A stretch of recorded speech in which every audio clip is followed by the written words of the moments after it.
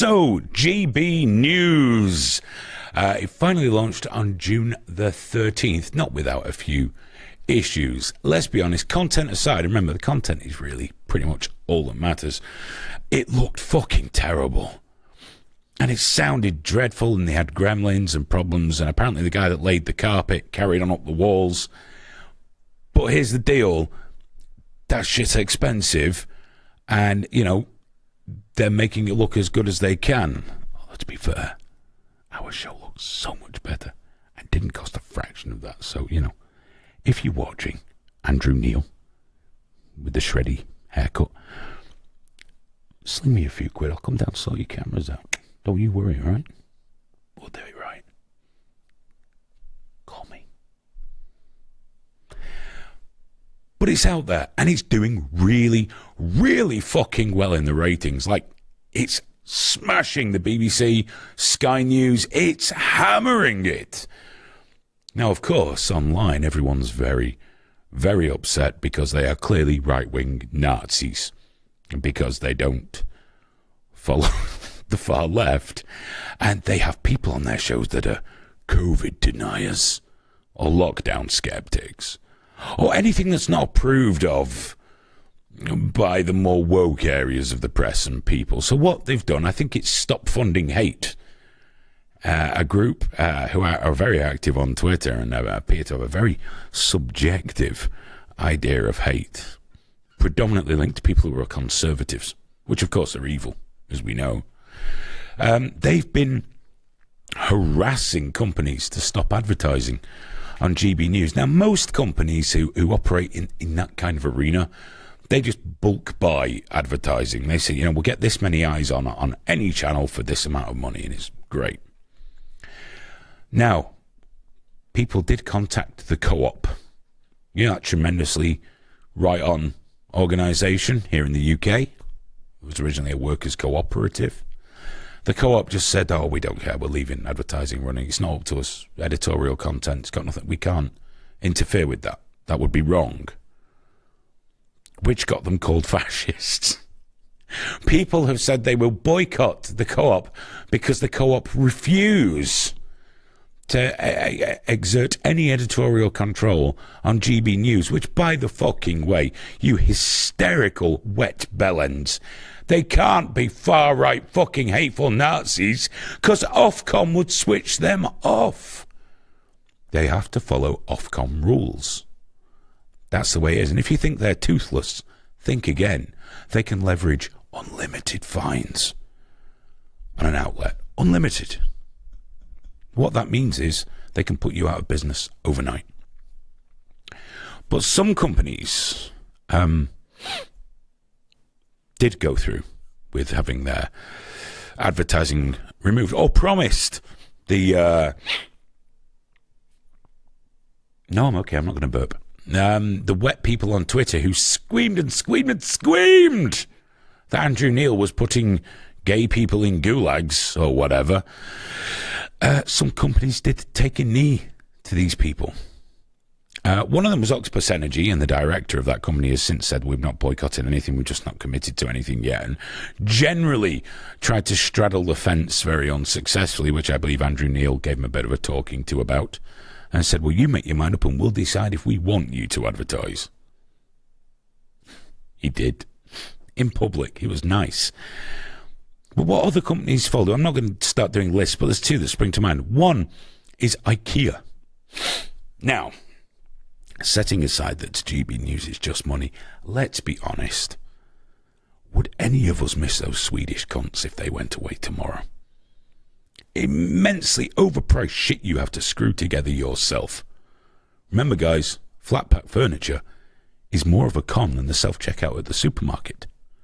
And far more annoying, and you're never going to have the right fucking screwdrivers, so you're going to be screwing your bookcase together with a fucking butter knife, leaving cream cheese in all the fucking screws, but they're boycotting GB News.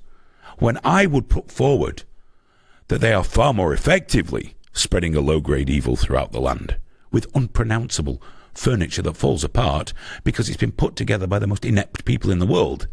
People like me. We'll come back to flat pack maybe if we get really bored later on. But also a cider firm, a firm that makes cider, called Kopparberg. Kopparberg? Foreign, Kopparberg. Cider.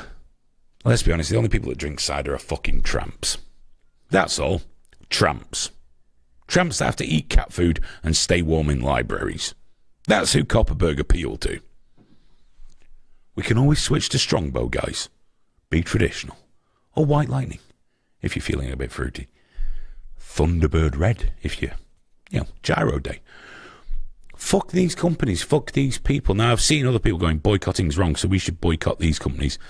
And then people saying, well, you're a hypocrite if you're going to boycott them when they boycotted them, because obviously the correct response to anything is to sit back while somebody forcibly fucks you in the ass and your ideals. Well, no, fuck that.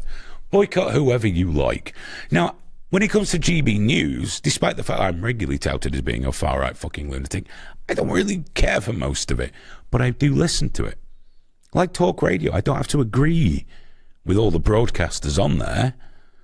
I can wildly disagree. In fact, when I do wildly disagree, I find it far more interesting to watch, because I do not need constant affirmation of my opinions and beliefs. I'm not that intellectually or emotionally fragile. Why is it a problem that you don't like what someone says, so they must be silenced? Why can't you just shut the fuck up, turn that shit off? Just turn that shit off.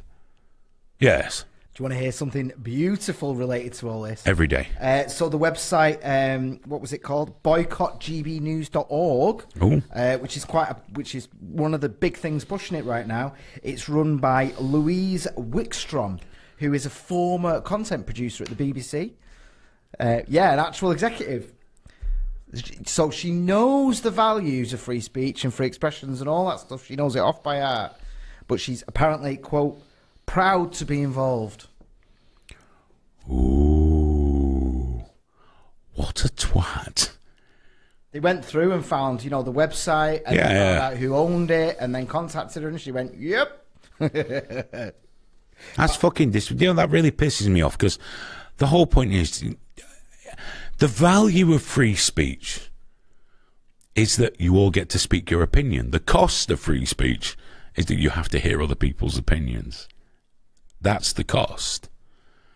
Because more often than not, in an ideal world, you should not agree, because we shouldn't all agree. This milky toast fucking belief that it will all be a utopia if we all just thought the same as you doesn't appeal to me. That's not what I want at all. There we go. So what was I talking? Oh, yes, cunts. So, we're seeing this so much more, and it's the thing that grinds my fucking gears the most. It's the thing that boils my piss. If you don't like it, argue against it or fucking ignore it. But no, you guys have got your fucking narrative now.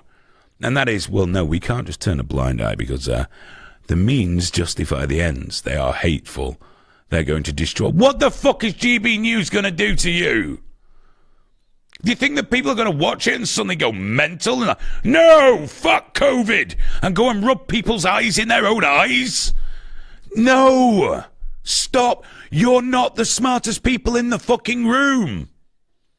You're as much of a worthless fucking idiot as the rest of us. You just think you're clever because you hang around everyone that thinks the same as you, patting you on the back saying, what a good boy, when outside there's 50,000 people desperate to tell you you're being a fucking mong. Stop that shit. It's boring. You are boring, sickly, horrible, dreadful people. I hate you. I genuinely do. Stop. Have some fucking moral fortitude. You stand up, you do the easy things. You know, when I spoke about Brewdog and so I was like, well, I'm going to boycott them because they're this, that, the other. Yeah, but you're still using a fucking iPhone, dude. Don't just boycott the easy shit. Get rid of all your tech, because then at least I won't have to read your bullshit anymore. Cowards, dude. Cowards. Every last fucking one of them. I shit them.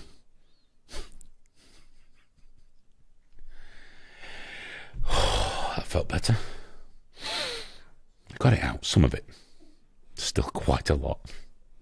But it's the most repulsive thing to me. This demand, like, we should censor everybody we don't like. What you've got to be careful of is sometimes that pendulum swings the other fucking way, in case you hadn't noticed. And the further you keep pushing it that way, the further that way it's going to fucking swing when you let go. When it slips through your weak, tiny little fucking fingers with your Jeremy Beadle hands. That's fucking... The people on the far left now are the reason the far right's going to get more powerful. The fucking woke, be kind people are the ones that are going to guarantee the punishment for those people they claim to be defending is going to be fucking horrific.